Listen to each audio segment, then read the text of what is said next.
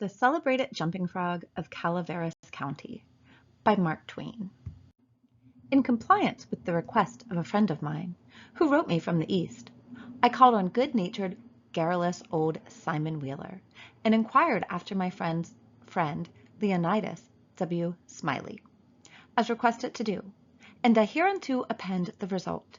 I have a lurking suspicion that Leonidas W. Smiley is a myth, that my friend never knew such a personage, and that he only conjectured that if I asked old Wheeler about him, it would remind him of his infamous Jim Smiley, and he would go to work and bore me to death with some exasperating reminiscence of him as long and as tedious as it should be useless to me.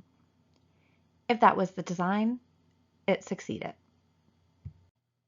I found Simon Wheeler dozing comfortably by the barroom stove of the dilapidated tavern in the decaying mining camp of Angels. And I noticed that he was fat and bald-headed, and had an expression of winning gentleness and simplicity upon his tranquil countenance. He roused up and gave me good day. I told him a friend of mine had commissioned me to make some inquiries about a cherished companion of his boyhood, named Leonidas W. Smiley. Reverend Leonidas W. Smiley, a young minister of the gospel, who he had heard was at one time a resident of Angel's Camp. I added that if Mr. Wheeler could tell me anything about this Reverend Leonidas W. Smiley, I would feel under many obligations to him. Simon Wheeler backed me into a corner and blockaded me there with his chair, and then sat down and reeled off the monotonous narrative which follows this paragraph. He never smiled. He never frowned. He never changed his voice from the gentle flowing key to which he tuned his initial sentence.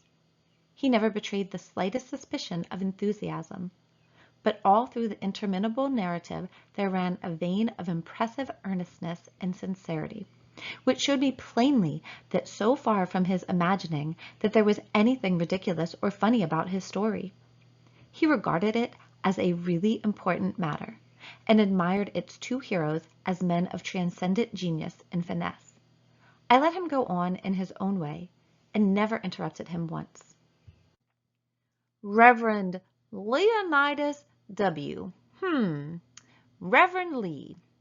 Well, there was a feller here once by the name of Jim Smiley, in the winter of '49, or maybe it was the spring of '50.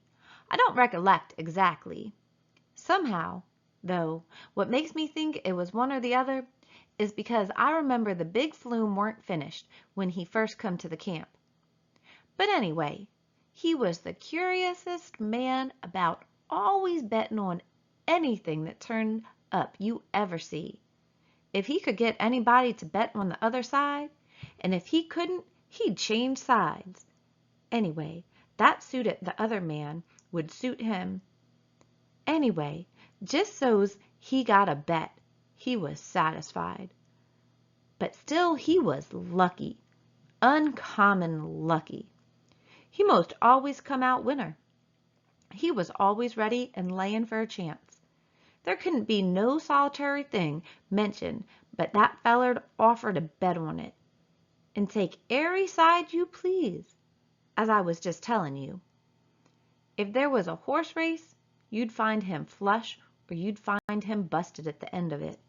If there was a dog fight, he'd bet on it. If there was a cat fight, he'd bet on it. If there was a chicken fight, he'd bet on it. Why, if there was two birds settin' on a fence, he would bet you which one would fly first. Or if there was a camp meetin', he would be there regular to bet on Parson Walker, which he judged to be the best exhorter about here. And so he was too, and a good man. If he even see a straddlebug start to go anywheres, he would bet you how long it would take him to get to wherever he was going to. And if you took him up, he would follow that straddlebug to Mexico, but what he would find out where he was bound for and how long he was on the road. Lots of the boys here has seen that Smiley, and can tell you about him. Why, it never made no difference to him. He'd bet on anything. The dangdest feller!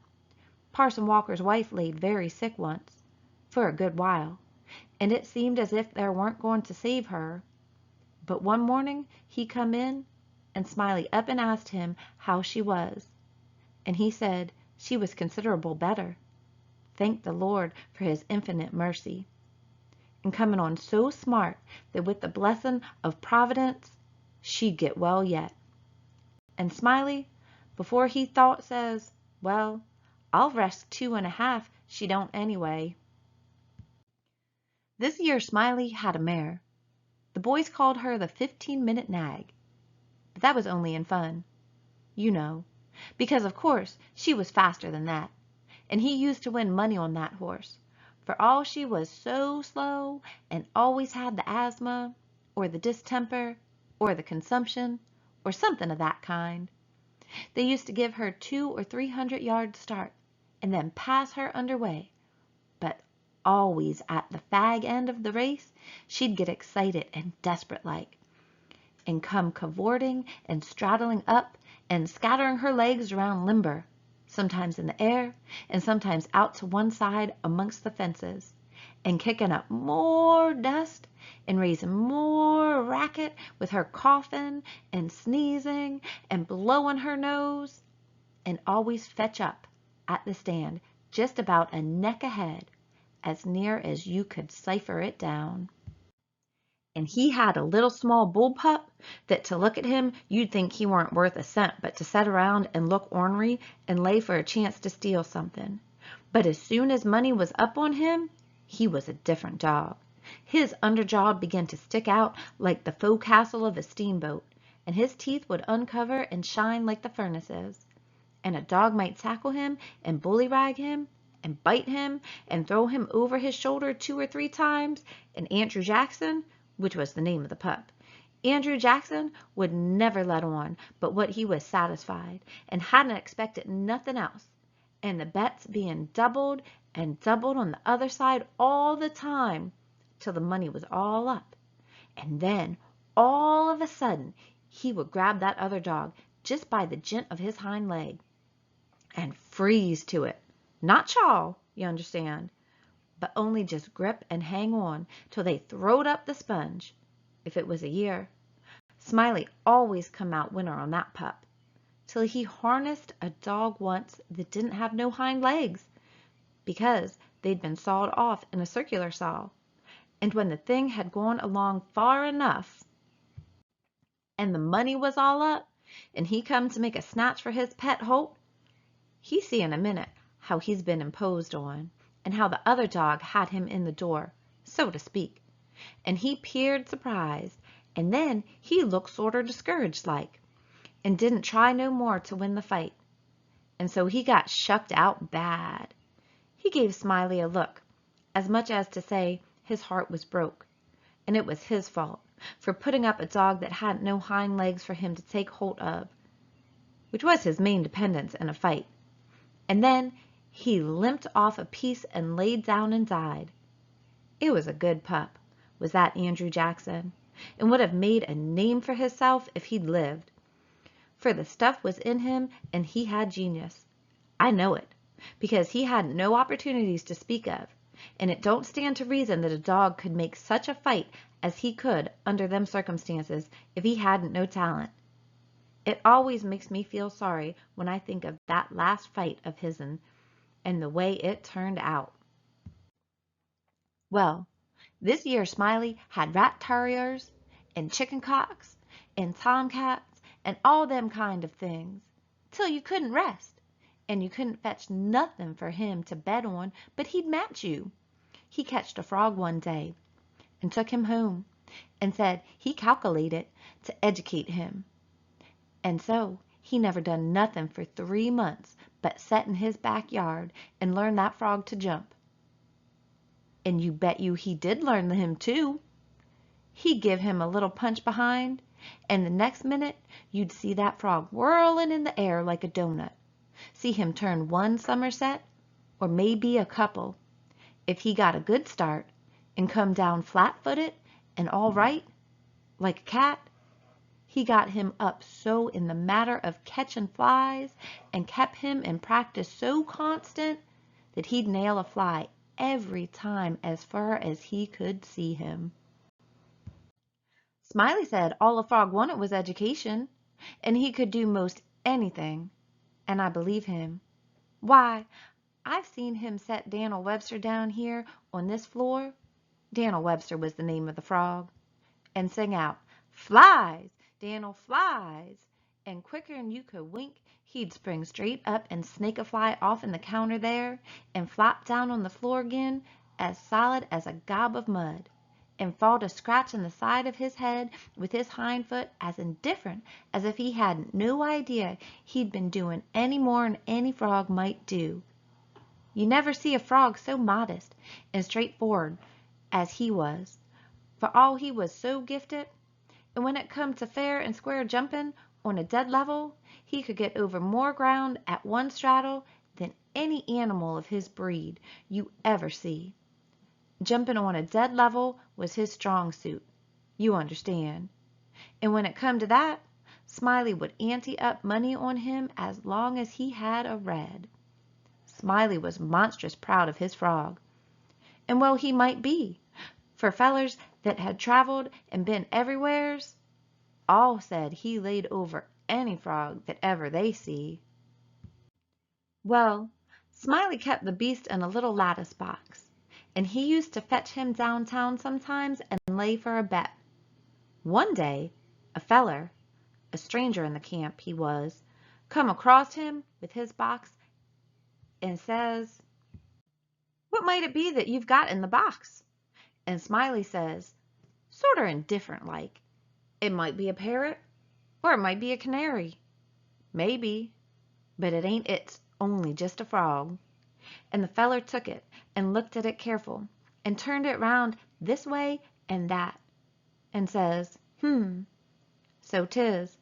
Well, what's he good for?" "Well," Smiley says, easy and careless, "he's good enough for one thing. I should judge. He can outjump any frog in Calaveras County." The feller took the box again, and took another long, particular look, and give it back to Smiley, and says, very deliberate, "Well," he says, "I don't see no p'ints about that frog that's any better'n any other frog." "Maybe you don't," Smiley says. "Maybe you understand frogs, and maybe you don't understand 'em. Maybe you've had experience, and maybe you ain't only a amateur, as it were. Anyways, I've got my opinion, and I'll risk $40 that he can outjump any frog in Calaveras County." And the feller studied a minute, and then says, kinder sad like, "Well, I'm only a stranger here, and I ain't got no frog, but if I had a frog, I'd bet you." And then Smiley says, "That's all right. That's all right. If you'll hold my box a minute, I'll go and get you a frog." And so the feller took the box and put up his $40 along with Smiley's, and sat down to wait. So he sat there a good while thinking and thinking to hisself, and then he got the frog out and prized his mouth open and took a teaspoon and filled him full of quail shot, filled him pretty near up to his chin, and set him on the floor.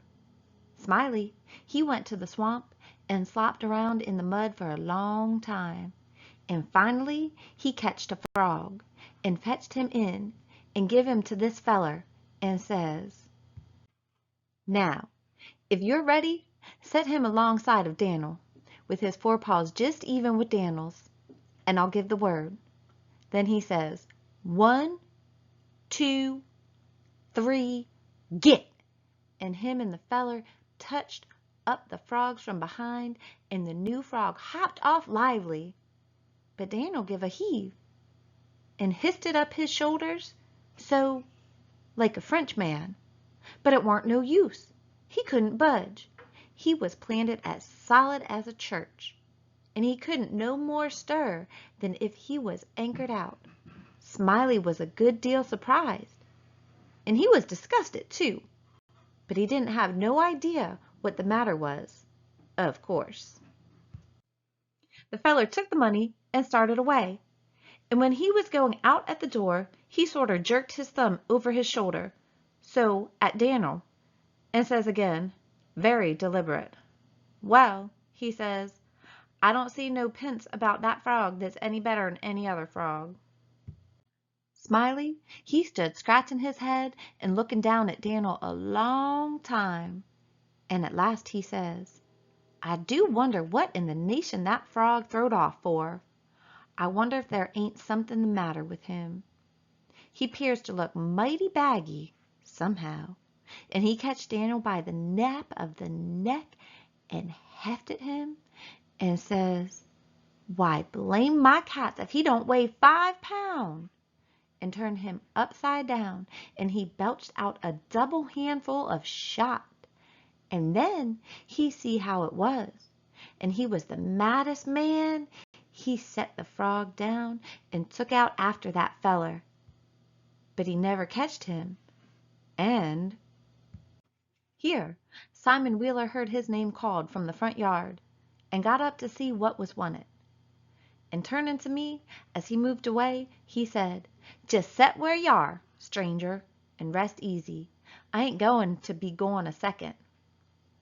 But, by your leave, I did not think that a continuation of the history of the enterprising vagabond Jim Smiley would be likely to afford me much information concerning the Reverend Leonidas W. Smiley, and so I started away. At the door I met the sociable Wheeler returning, and he buttonholed me and recommenced, "Well, this yere Smiley had a yeller one-eyed cow that didn't have no tail, only just a short stump, like a banana, and," however, lacking both time and inclination, I did not wait to hear about the afflicted cow, but took my leave.